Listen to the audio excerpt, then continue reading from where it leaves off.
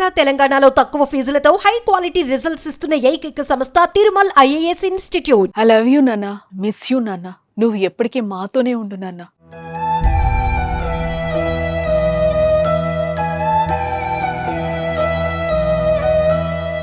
మొన్నటి వరకు మాతో ఎంతో సంతోషంగా ఉన్నావు కదా నాన్న, ఇప్పుడు ఇలా ఎందుకు?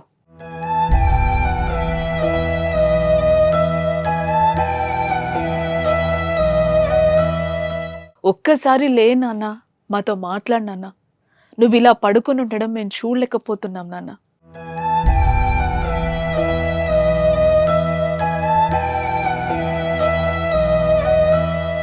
ఇప్పుడు మాకు దిక్కెవరు నాన్న? మమ్మల్ని ఎవరు ప్రేమగా చూసుకుంటారు నాన్న?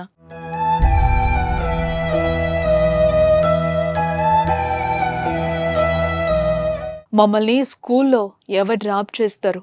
మాతో ఎవరు ఆడుకుంటారు? మా కోసం ఒక్కసారి లే నాన్న, ప్లీజ్ నాన్న.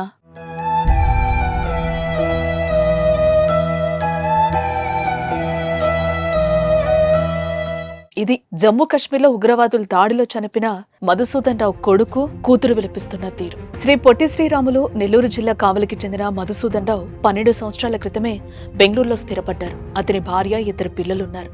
అయితే కుటుంబంతో కలిసి సరదాగా గడిపేందుకు జమ్మూ కాశ్మీర్కి వెళ్లారు. అక్కడ కశ్మీర్ అందాలను చూస్తూ సంతోషంగా ఉన్నారు. అయితే ఉన్నట్టుండే ఉగ్రవాదుల రూపంలో ముంచుకొచ్చిన మృత్యువు మధుసూదన్ రావుని అటాక్ చేసింది. ఉగ్రముఖలు జరిపిన కాల్పుల్లో తన కుటుంబ సభ్యుల ముందే ప్రాణాలు విడిచారు ఆయన.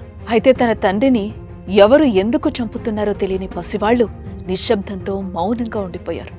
అప్పటి వరకు తమతో ఉన్న తండ్రి, తమను ఎత్తుకుని కశ్మీర్ అందాలు చూపించిన వ్యక్తి ఇక లేరు అనే నిజాన్ని జీర్ణించుకోలేకపోతున్నారు.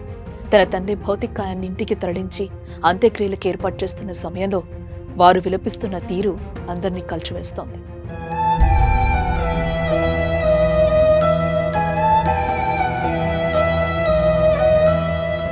ఇదిలా ఉంటే మరోపక్క మధుసూదన్ తల్లిదండ్రులకు నిన్న ఆయన చనిపోయిన విషయం చెప్పలేదు. వీరికి 2 కుమార్తెల తర్వాత మధుసూదన్ పుట్టాడు. ఆర్థిక స్తోమత లేక కష్టపడి చదివించి కొడుకును ప్రయోజకుణ్ణి చేశారు.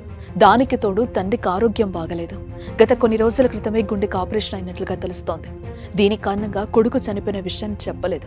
ఓ పక్క కొడుకు చనిపోయిన విషయం తెలియక నిన్న అరటి పండ్ల బండి వద్దే ఉన్నారు. చివరికి కొడుకు చనిపోయిన విషయాన్ని వాళ్ళు చెప్పారు. దీంతో తనయుడి మృతదేహం వద్ద వృద్ధ దంపతులు కన్నీరు మున్నీరుగా విలపిస్తున్నారు. తమకు తలకొరివి పెట్టాల్సిన కుమారుడు తమ కళ్ల ముందే పడి ఉన్నాడంటూ గుండెలు పగిలేలా రోధిస్తున్నారు.